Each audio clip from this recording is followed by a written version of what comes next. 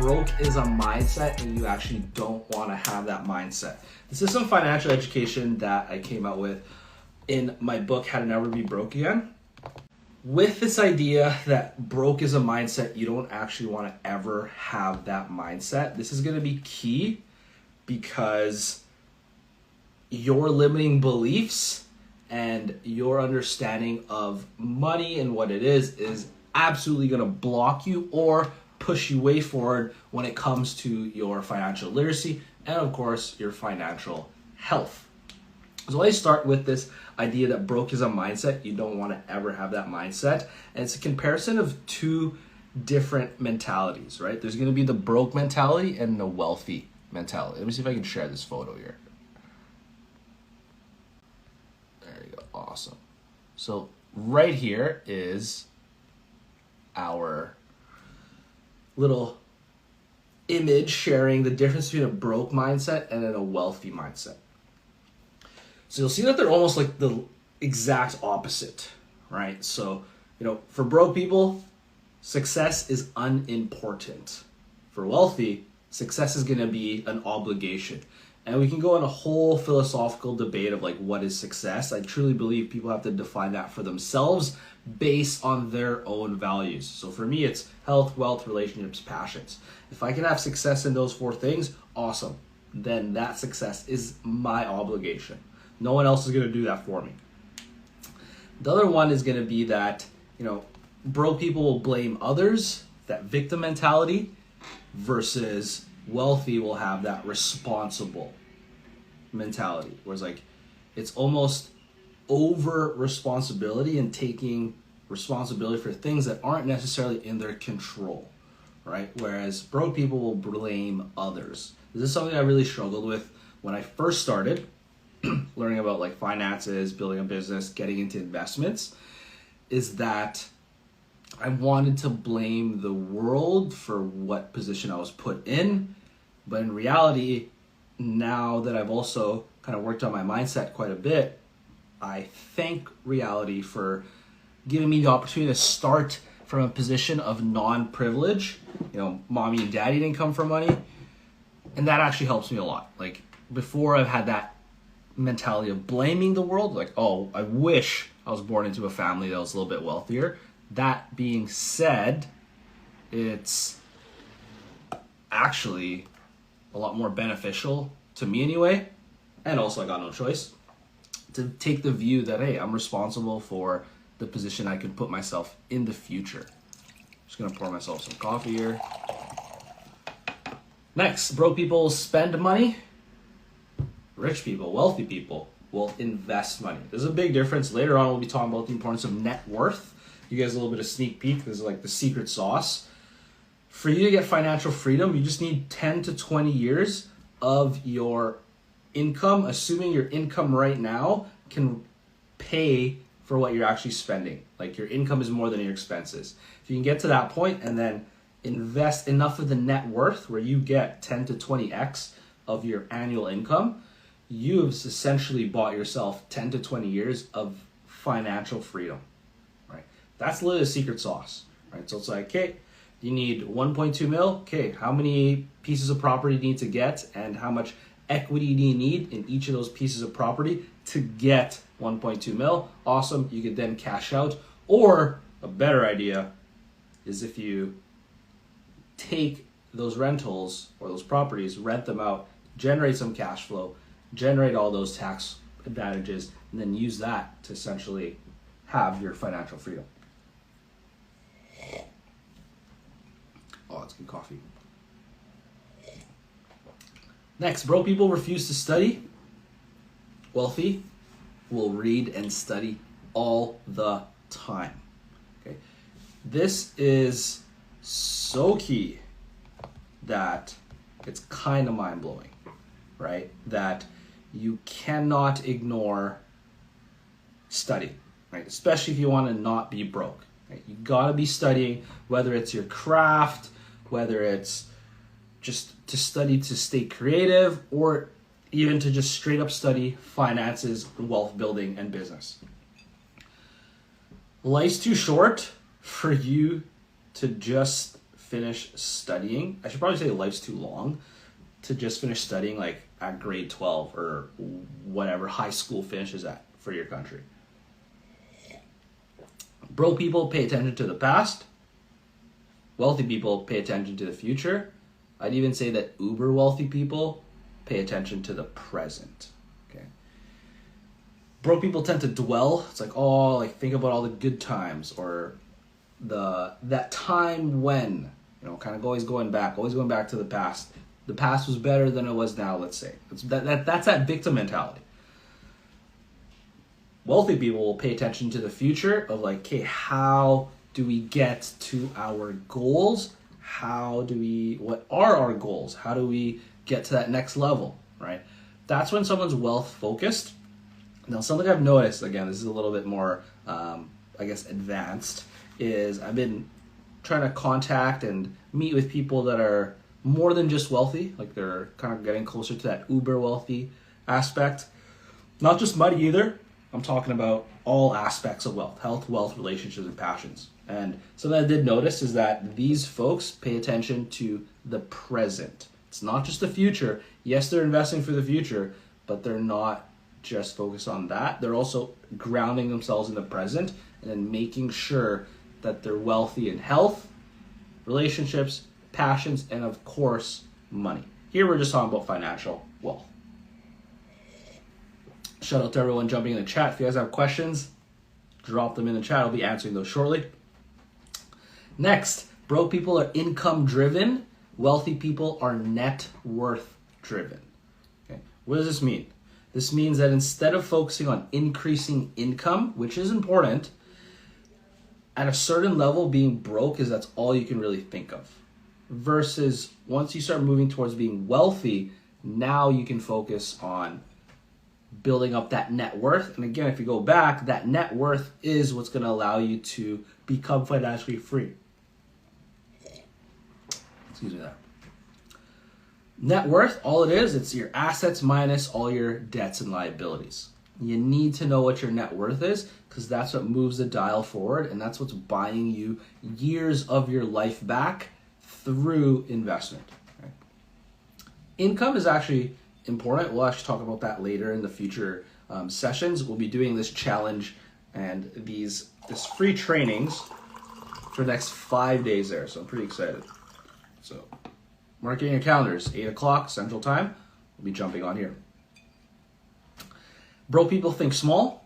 Wealthy people will think big. This is super key, right? That you understand that your goals might just be too small. Okay? There's a book by Grant Cardone called the 10X Rule, I think. And basically it's like he takes your goals and he just 10X them. Just whatever your goals are, you make them 10X. And then this is going to force you into thinking big. Okay. This is something that stopped me in the very beginning because I was like uncomfortable thinking big. I came from a broke mindset, right? I wasn't raised into wealth. I didn't come from a wealthy family.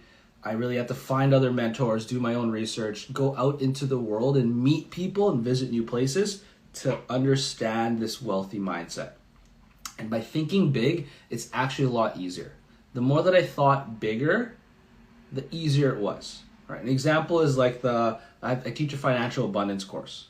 Okay, it covers not just optimizing budgets, not just mindset, but how to create multiple sources of income, how to scale those multiple sources of income, how to manage debt so that it works for you, and then even, of course, we teach how to actually reach your financial independence number. In the beginning, I was actually selling that for like $20, right? And people would have less results compared to once I started thinking bigger and started selling it for $1,000. Because if your goal is to have 1.2 to like 4.8 mil, $1,000 is chump change. That being said, the moment I increased prices and started thinking bigger, I started to attract not only better clients, but also clients that actually took action on it and then used it to change your life. Versus a client that's paying $20, cool, it's affordable, it's super cheap, but then there's not enough skin in the game. And that's what really showed me, okay, I gotta think bigger. Not just like bigger pricing, but bigger in the sense of like, hey, how do we help even more people out? Next, broke people mentality. They fear change versus wealthy people mentality. They embrace change. Okay, everything is in constant flux. Things are always changing. Sorry, just yawning here. Get some more coffee, I guess. But wealthy people embrace change. When things get difficult, things start changing, the people that are wealthy will adapt. Okay, this is very, very key. Okay, you cannot stay the same. Life and society and technology is moving so fast that we could fear change, we could fear AI, we could fear these new technologies, fear all these new tools and access that we're getting, or we could start embracing it and using it into our own business. How do I do this? I'm using AI as almost as much as I can in my own business. Broke people criticize, wealthy people compliment. This is huge. Okay, you do not want to be spending your time just talking smack about other people, talking shit. You want to actually get to a point where when people are around you, you uplift them. You're showing them, hey, there's a possibility, invite them on this journey with you to get to that next level, or you can at least just minimum give people compliments. Okay, it comes from abundance if you could actually give other people compliments. You're not just trying to take. Excuse me. Broke people waste time. Wealthy people will buy time. This is another big piece. Okay, it's all about leverage and delegating. Okay, we only have a finite amount of time. There's actually an infinite amount of money in the world. Okay? You can always make more money. You cannot make more time. You can buy time though, and this is buying other people's time. We're speeding up the process with like a system you can get. Okay? That being said, it's going to be key that when you buy time, that you understand how much your time is worth, right? So how do I put this? An exercise everyone can do after this session is figure out how much your time is worth. Go sit down, write down, anytime you get paid, how much are you actually netting and how much is that time worth, okay? Once you know how much your time is worth, anything less than that, don't waste your time on it. You try to delegate it as much as possible. Now, there's going to be times where you're going to just need to do the job, right? For example, for me, if anything's under like $500 to $400 an hour, I don't do it. That being said, the other day, it was Sunday. I couldn't get my contractor in there. Stores were closed. I had to get a window replaced and at least like block it off, like put some plywood over top. Cool. So I just did that. Right. Took me like 5 minutes. Wasn't that big of a deal. That being said, if I did have the access and the stores are open, it would have been way better to just delegate that. Next, broke people will cause problems. Wealthy people will solve problems. I think it's Elon that said this. The larger the problems you can solve, the larger your paycheck will be. Okay, so you really want to think about what are these big problems that you want to solve. Okay, and of course you want to be the best at it.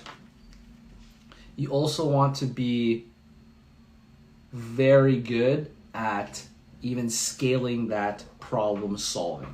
Okay, so of course what we do here is we solve the problem of the lack of financial education.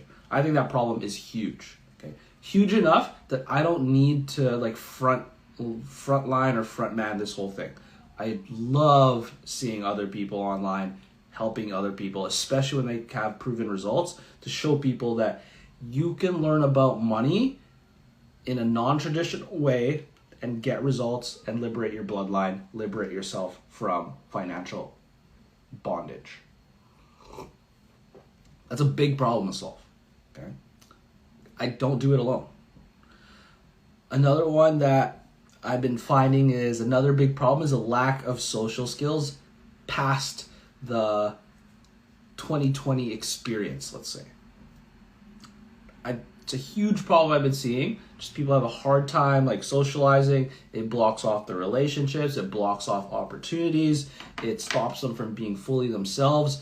And the longer it goes, and the more that I see people want to get into like small business, get into investments, or even just like people casually coming up to me and like saying, okay, like I handle the money, but like I'm super shy and introverted.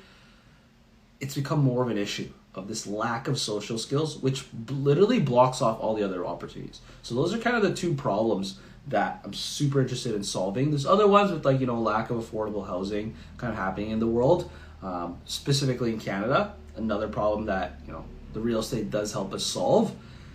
But those are kind of the three big problems I'm kind of just putting together to better understand, okay, how do we solve those problems? All right. Next, we got broke people have one source of income, wealthy people have multiple flows of income. We'll be talking about this in most likely tomorrow's lesson, so make sure you set an alarm for that. Completely free for this 5 days this week. I'm also actually doing a coffee challenge, so I'm drinking about 1 liter of coffee a day. We'll see how that affects me. I'm making a video on that, YouTube video on that actually. But yeah, broke people have a single flow of income.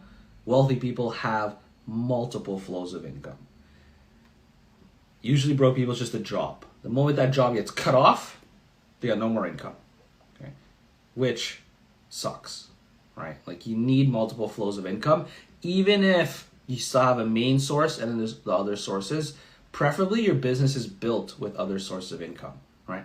Before I even published How to Never Be Broke Again, I had about 10 income sources, and the last one was really rentals. Like if you actually read my book, How to Never Be Broke Again, it's free. I'm not trying to sell you anything. Not that book anyway. Like we sell financial and real estate education, full transparency. But in that book, I talk about there's these 10 sources of income that I already had. There's about 7 different types. And I didn't have rental income at the time, so I wanted to add that. Rental income is one of my favorite sources of income now because it's fairly passive. I like to say that it's fairly passive, not completely passive. You still got to put some work in. You still got to maintain those properties. But having these multiple flows really alleviates a lot of that stress, because if you get one flow that gets knocked off, you have these other flows to help you still keep afloat, still become thriving, and still get to the next level and add to your net worth, right? If you just have one flow of income and that gets cut off, now it's basically impossible for you to add to your net worth until you get a new income source. So you might as well set yourself up with multiple off rip. Finally, broke people are work driven. Wealthy people are goal driven. And I'm going to nuance this a little bit because something I've learned, and there's going to be the difference between like level 1 wealth and level 2 wealth, millionaire, decamillionaire to like billionaire status. Broke people are work driven, meaning they just want to show up to work and then do the job. And then sometimes it's even like they're addicted to work, right? Like you want to just keep working at it. Wealthy people I found, especially like that level 1 wealth that I call, which is really like financial security, getting that first million or 2, that is goal driven. Like you set a goal, what's my financial independence number? Bam, 1.2 mil, let's say, and you got to work towards hitting that. They're still working, but now there's a goal attached to it. Okay. That being said, it's an outcome goal. That's like level 1 wealth. There's an outcome goal. I hit financial independence, awesome. Or even like fitness goals. Hey, I want to learn to be able to do 1,000 push-ups, awesome. That's an outcome goal. That being said, the more like billionaires that I meet, I've had the chance to have dinner with 2 billionaires in my lifetime. One thing I did notice is, yes, they are goal driven, but it's input goals now, or it's a process goal. It's something that's a word that I got from one of my mentors, Craig Ballantyne. And it's no longer based on the outcome. It's no longer based on getting the result. It's what do I need to do on a day-to-day basis, week to week, month to month, to get to outcome. That's why I call it an input goal. It's something I can control a little bit more, or Craig calls it a process goal. So example of that is an input goal for me. Like I've really sat down this weekend and reevaluated my life, want to see, okay, what are my goals?